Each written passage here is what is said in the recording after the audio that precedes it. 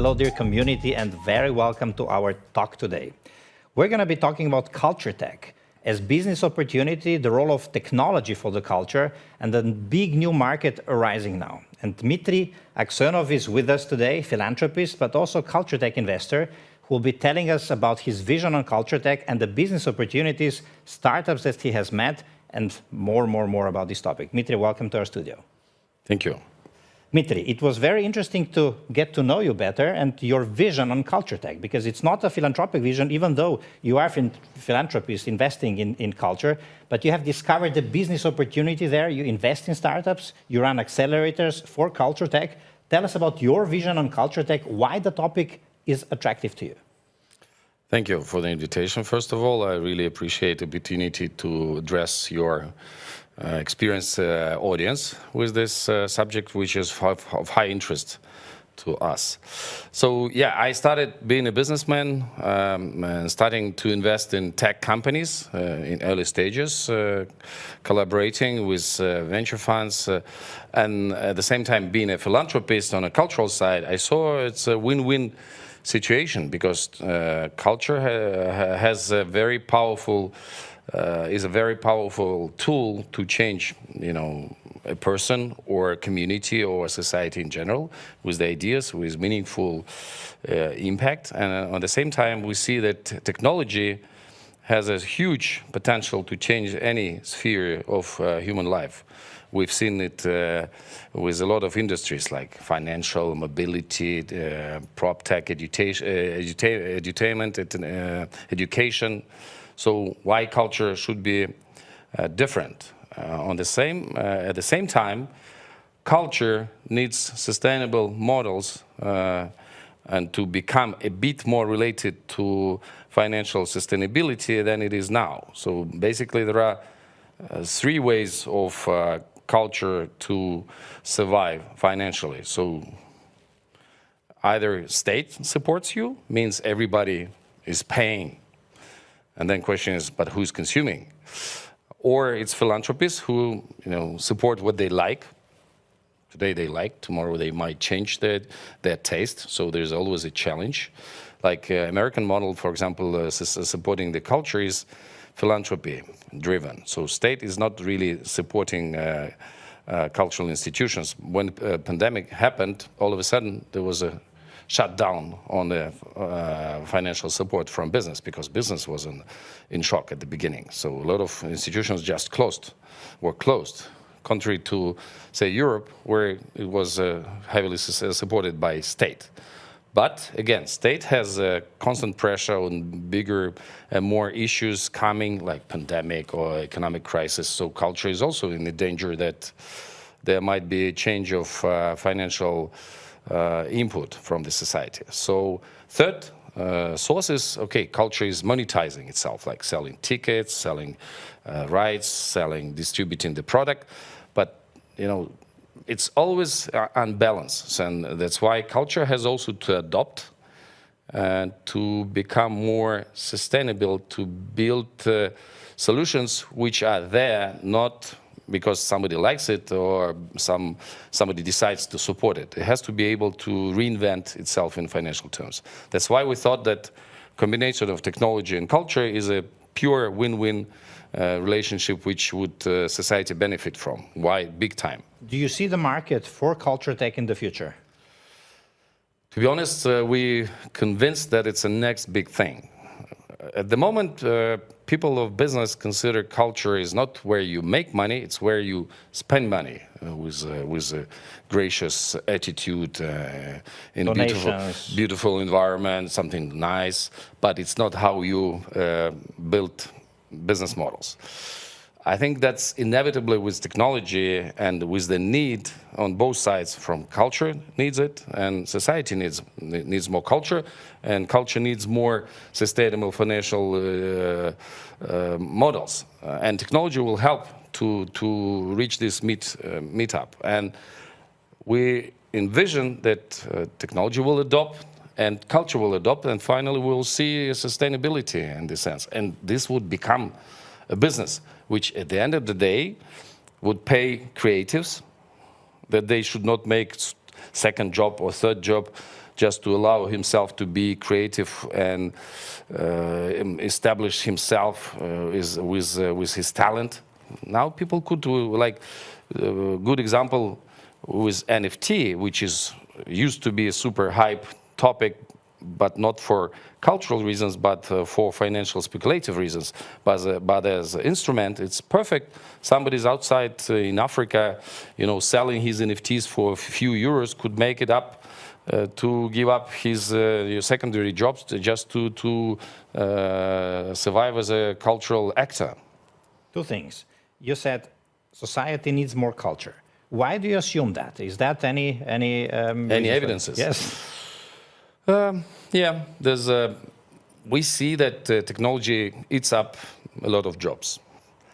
Inevitably, people would face situation where there's more free time. Like we are talking already like 4 days, working days a week, etc., etc. So inevitably, we would see more free time. Question is how people would consume it.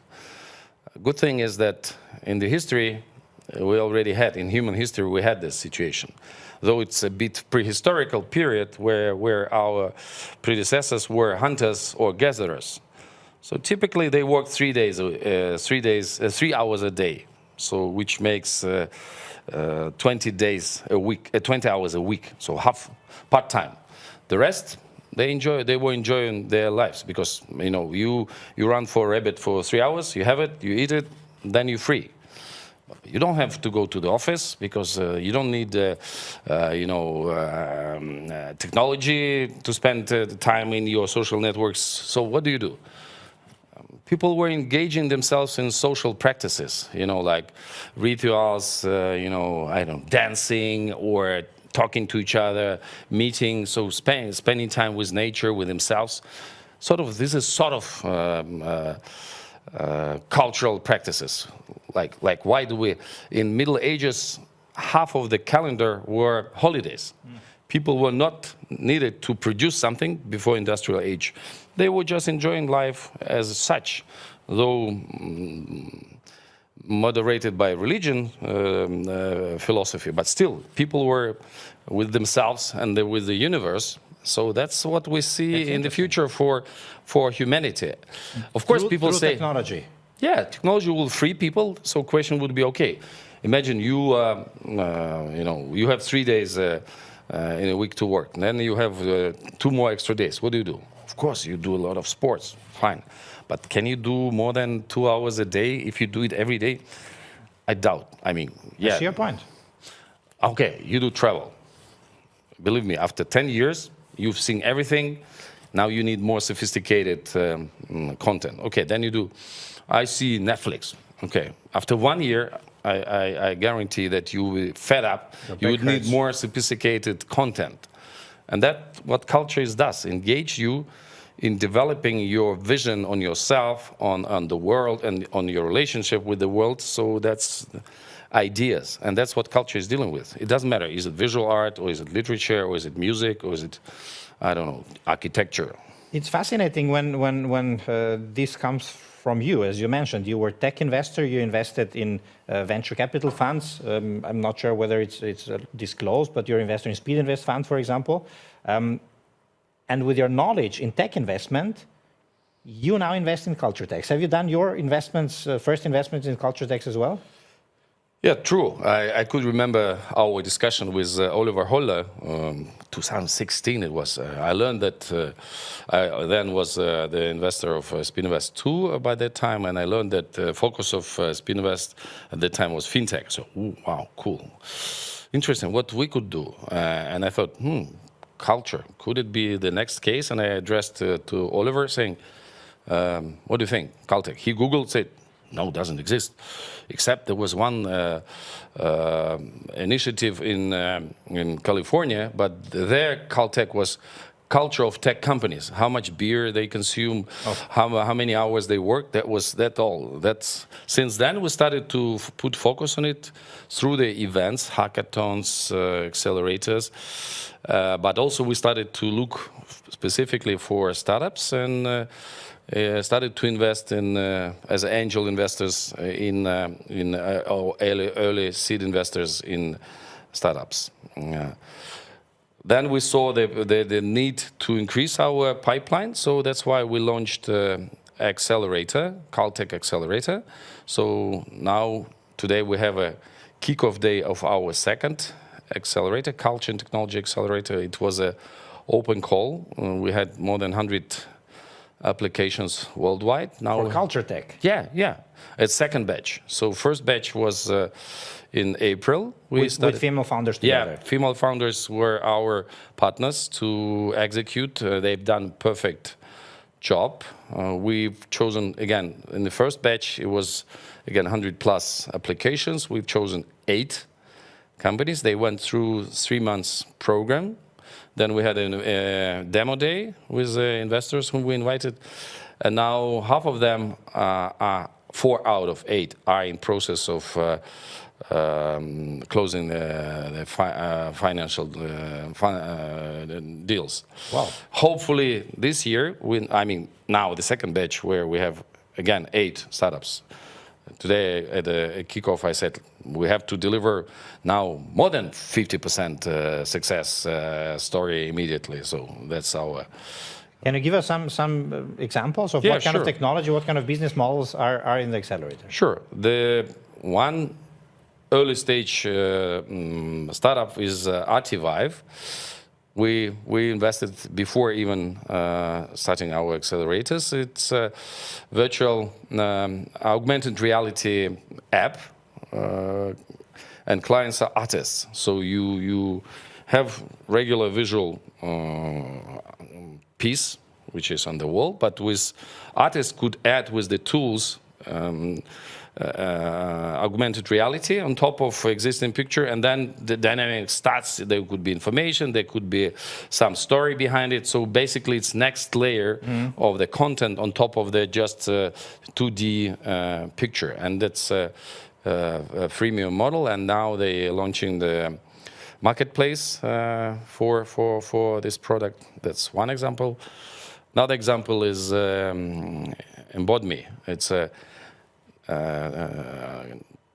tech-driven company. It's a, how do you call it, sensor, very sophisticated sensor, which gives you multi-dimensional opportunity to create music or visual effects on a very unexpected level of complexity. And as typically the successful startup is a combination of somebody who has experience with culture. So one of the founders was a musician himself, and then he decided to become in robotics. So that's where the whole thing comes up. They're super successful in distributing these physical pieces. Now thinking about going on the next level. And each startup really has inspiring idea, which has potential of scalable global solutions, but still it's way to go to build success stories. And they all have business models? They all have, yeah. Sure. No, we're looking only for the cases where there's a scalable impact, which means it should be investable. It means there should be a business model, should be a revenue stream, there should be paybacks for investors. Do you see the awareness on the investor side? Is Culture Tech becoming a target for investors? I can remember, for example, in green tech, a few years ago, not so far ago, it was more of a kind of thing, we don't really see the scalability there, it's more kind of a charity game. Do you see Culture Tech becoming more attractive?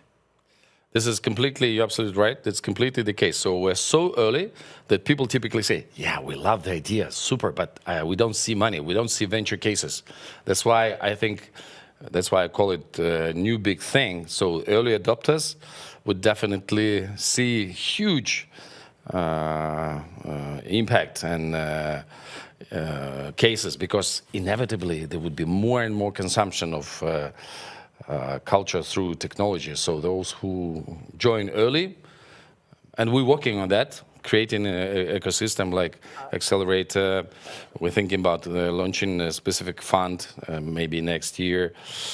think about this. We have our startup studio, which takes cases which we see have business opportunity, but there are no teams. So we form our own teams and then spin it off if it works.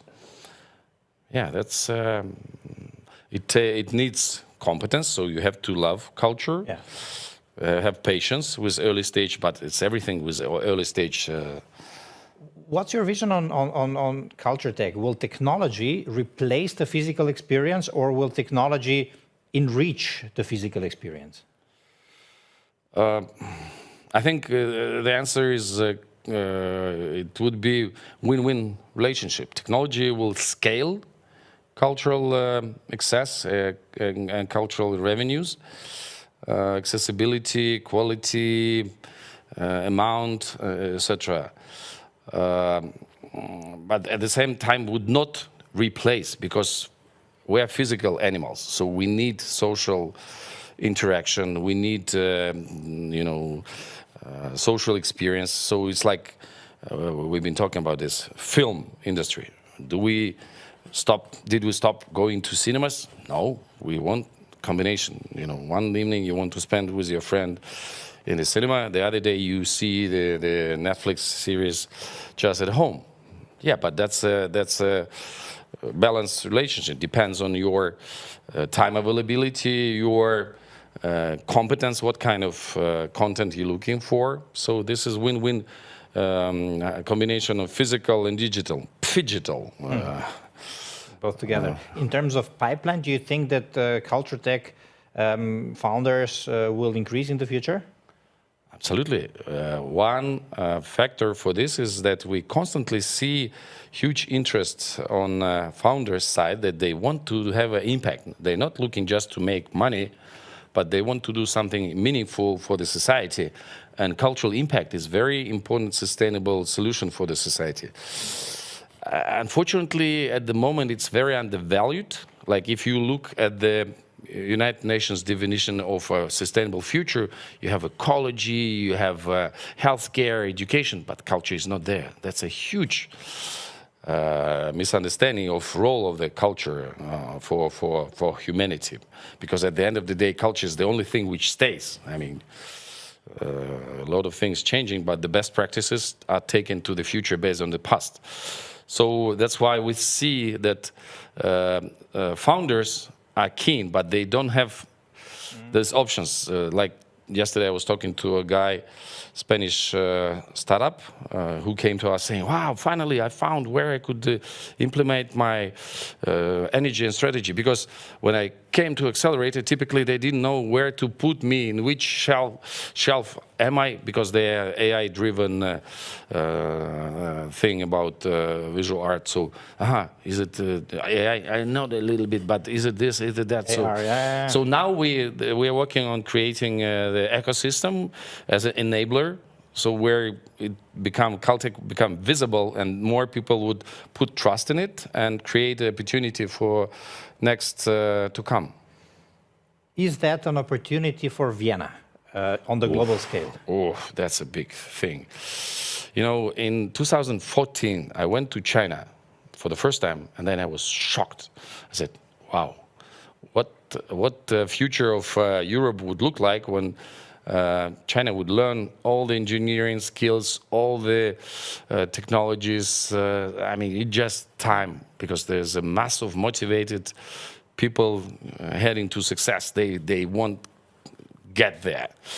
They want to be successful. That's why I think everything which could be replicated in good sense, so learned and done better or more efficient, will be done. So what is sustainable product for Europe?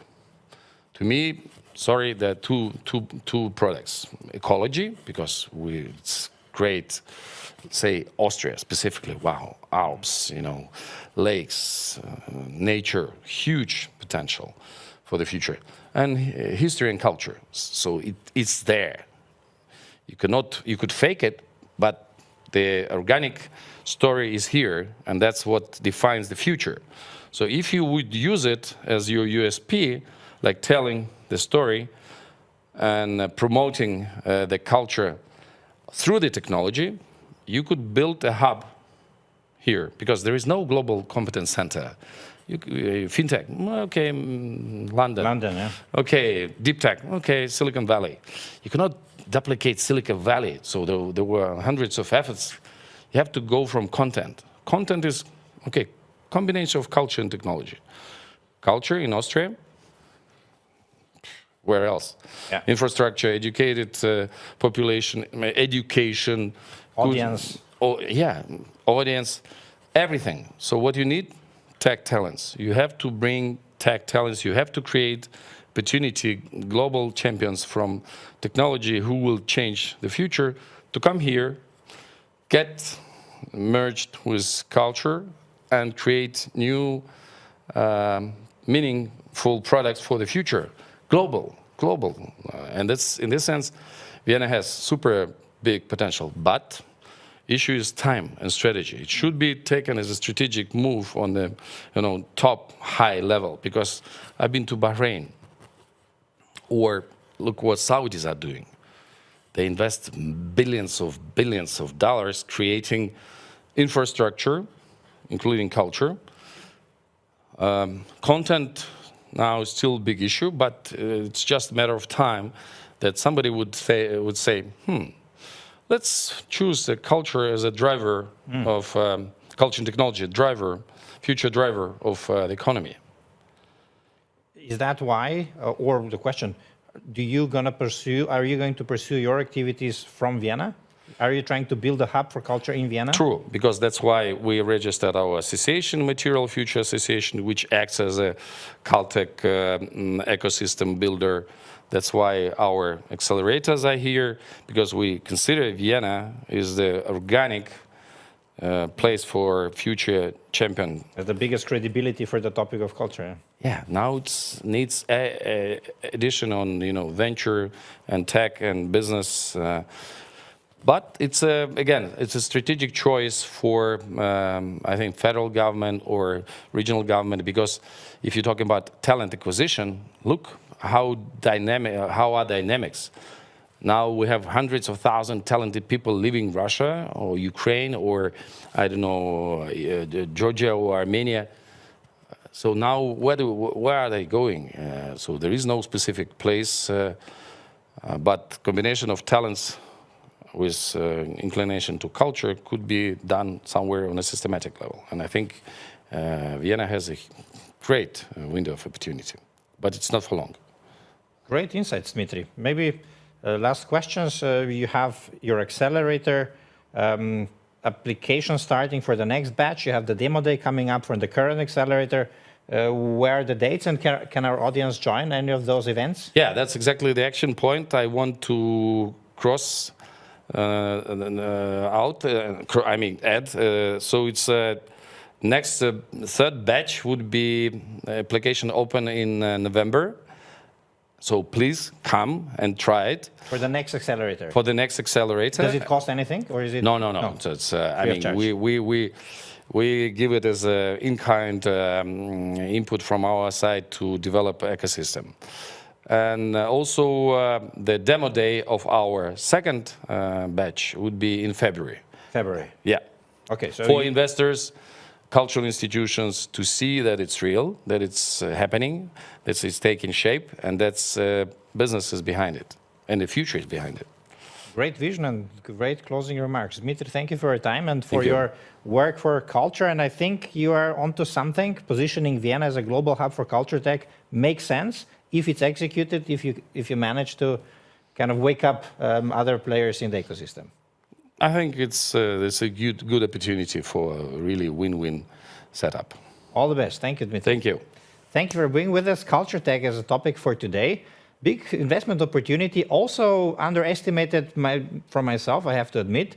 But talking to Dmitry, I understand it. I get the point. Over 100 applicants for the last accelerator. I hope more will come, and I hope we use the opportunity as an ecosystem in Vienna and in Austria to rock the world from here. Thank you for being with us. We'll stay on this story. Keep in touch. Goodbye.